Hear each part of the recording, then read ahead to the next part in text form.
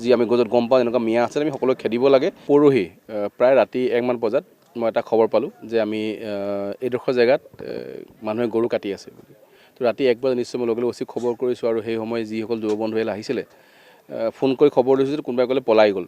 ৰাতিপুৱা আহি আমি ইয়াত দেখা পাওঁ যে প্ৰায় 3-4টা গৰুৰ মুণ্ডন আছে, বহুখিনি ছাল আছে, বহুখিনি পলিথিন পৰি আছে। তো আমি এটা দেখা পালোঁ যে আশে পাশে চাগে বহুত দিনৰ পৰাই এই হাবিৰ নিচিনা জেগাডোখৰত মানুহে ইয়াত গৰু কাটি আছিলে।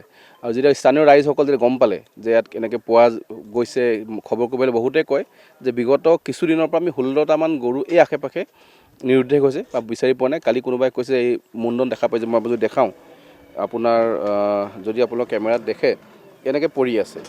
এতিয়া এই চেহেৰা দেখাৰ লগে লগে সেইগৰাকী মহিলাই কান্দিছে, কৈছে মোৰ ঘৰৰ গৰু পৰি হেৰাইছিলে, আজি তেখেতৰ মুণ্ডনটো পোৱা গৈছে। মই এটা কথা ক'ব বিচাৰোঁ যে আমি অসমখন বিভিন্ন ইয়াত বসবাস কৰোঁ আৰু নাহৰকটীয়া, উজনি অসম, ডিব্ৰুগড় এই অঞ্চলবিলাকৰ এটা বেলেগ ধৰণৰ বৈশিষ্ট্য আছিলে আৰু এইবিলাক জেগাত আমি এনেকুৱা ধৰণৰ আগতে বাৰ্তা নাপাওঁ। কিন্তু ভাবক কেনেকুৱা দিন আহি পৰিছে যে আজি এনেকুৱা পৰিৱেশতো নাহৰকটীয়াৰ একদম চহৰৰ কাষতেই 16-17টা গৰু কাটিছে মানুহে।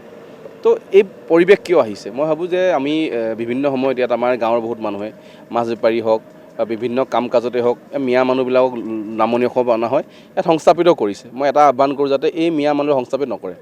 কাৰণ আমি দেখা পাওঁ ওচৰতে কাম চলি আছে, তাত কেম্পত থাকি লৈছে, থাকি যায়, কিছুমান যায়, কিছুমানে মাছ বেপাৰ কৰিব থাকি যায় আৰু লাহে লাহে এজন দুজনকৈ 5জন হয়, 20জন হয়, 40জন, 80জন হয় আৰু গাঁও এখন বহি যায়।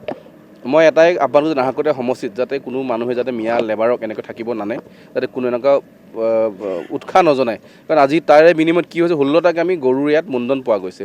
আজি পুলিচে গোটেই ইয়াত আমি এই জেগা চালোঁ, চব পুতিছে, ফৰেঞ্চিকলৈ পঠিয়াইছে, যি হোৱাটো হৈ গ'ল। যাতে আগন্তুক সময়ত আৰু যাতে আমি এনেকুৱা বাৰ্তা নাপাওঁ, যাতে আগন্তুক সময়ত কোনো মিয়া মানুহে যাতে এইবিলাক সাহস কেনেকৈ কৰিছে ভাবক আপুনি। ঠিকা কৰিব কাম কৰিব লাগে, কিন্তু কাম কৰিব আহি তেখেতলোকে ইমান ৰখিব নোৱাৰেনে?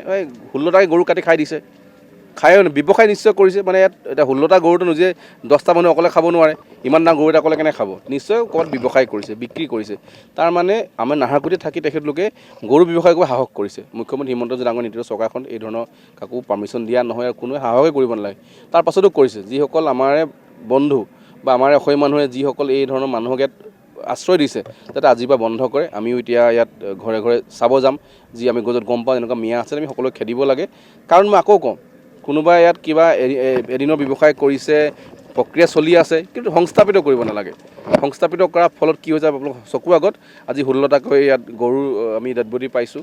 আজি ইয়াত আমি এতিয়া JCB লগাই গোটেই অঞ্চল চাফা কৰিব লগা হৈছে। অলপ এতিয়া এইবিলাকতো কলমৌ হয়, পানী হ'লে হয়, কিন্তু এতিয়া পানী হ'লে কলমৌ হোৱা জেগাত তেখেতলোক সুবিধা লৈ সোমাই মাজত গৰু কাটে, সেইটো কিন্তু এই সমাজখনে ভাল পোৱা নাই। আৰু মই ভাবোঁ যে এই বাৰ্তা আমাৰ সমাজখনে কোনো পাব নালাগে। আমি ইমিডিয়েট আজি পুলিচো ইয়াত আছে, আমি আমাৰ ফৰেষ্ট বিভাগকো কৈছোঁ। আমি দেখা পাইছোঁ বালিমহল কিছুমানে মিয়া লগাই বালি কাম কৰি আছে। এই বালিমহলটো আজি যুগত চলি আছে, তাততো মিয়াৰ দৰকাৰ নাই। কিয় আহিম নতুনকৈ মিয়া সংস্থাপিত কৰিছে তাত? মাছ ব্যৱসায় আমাৰ বহুত মানুহ আগৰ পৰা কৰি আহিছে, নতুনকৈ মিয়া আনিনো কিয় মাছ ব্যৱসায় কৰিব লাগে? এখন সমাজ চলি আছে, বিভিন্ন প্ৰকাৰে চলি আছে। আমাৰ অসমীয়া যুৱকসকলক চৰকাৰে উৎসাহ দিছে, CM ট্ৰিপুলে পইচা দিছে, সেইবিলাক আমি উৎসাহ দিব লাগে। মিয়াকেইটাক আনি আকৌ আমি আমাৰ অসমীয়া ল'ৰাই কৰা কামবিলাকক মিয়াক লগাই আমি কিয় কৰাব লাগে? সেইকাৰণে আমি আজিৰ পৰা চেষ্টা কৰিছোঁ যে আমি যিমান এড্ৰেছ পাওঁ পুলিচে তাত প্ৰশাসনে কাম কৰিব। আমিও পাৰ্টিৰ ফালৰ পৰা যাতে যিসকল ঘৰত মিয়া আছে যাতে আমি সকলোকে সংস্থাপিত নকৰে। গাঁওবিলাকত যাতে গেটুপথাৰ, বৰবাম এনেকুৱা জেগাত আমি শুনা পাইছোঁ যে এইবিলাক অসমীয়া জেগা, গেটুপথাৰ বোলে অসমীয়া জেগা, বৰবাম বোলে অসমীয়া, তাতো বোলে মিয়া আহি থাকি লৈছে। তো সেইবিলাকতো ভাল নহয় ন? 2জন মিয়া থাকিব, কালি কাৰোবাৰ বিয়া পাতিব। আজি কেইদিনমান দেখা পাইছোঁ আমি নিউজ থানাত ধৰ্ণা হৈছিলে, কোনোবা মিয়া মাছ বেপাৰী এজনে আহি পিনে কোনোবা চাহ জনগোষ্ঠী মহিলা এগৰাকীক কিবা বেয়া কাম কৰিছিলে। তো গাঁৱৰ ৰাইজে তেখেতক খেদিছে। তো থাকিব দিয়াৰ কাৰণে এই কামটো কৰিব পাৰিছে, যাতে কোনো এই ধৰণৰ কাম নকৰে, যাতে আমাৰ অসমীয়া সমাজখন আকৌ ডিব্ৰুগড় জিলাত নাহৰকটীয়াত য'ত আমি কেতিয়াও মিয়াৰ সন্ত্ৰাস দেখা নাছিলোঁ, কিন্তু আজি 16টাকৈ গৰু যেতিয়া মুণ্ডন পোৱা গৈছে, মানুহে অনুভৱ কৰিছে যে কিমান এটা ভয়ানক পৰিস্থিতি হ'ব গৈ আছে। তাতে আমি মই আকৌ ধুবুৰী জেগাত ব্লেংক ফায়াৰ কৰিব লগা হৈছিলে। আজি ইয়াত পোৱা গৈছে, কালি মুণ্ডনটোকে মন্দিৰত পেলাই দিব, কালি কোনো নামঘৰত পেলাই দিব। যাতে এনেকুৱা পৰিৱেশ নহয়, মই সেইটো আহ্বান কৰোঁ। আমি যাতে এই মিয়াসকলক ইয়াত সংস্থাপিত নকৰোঁ।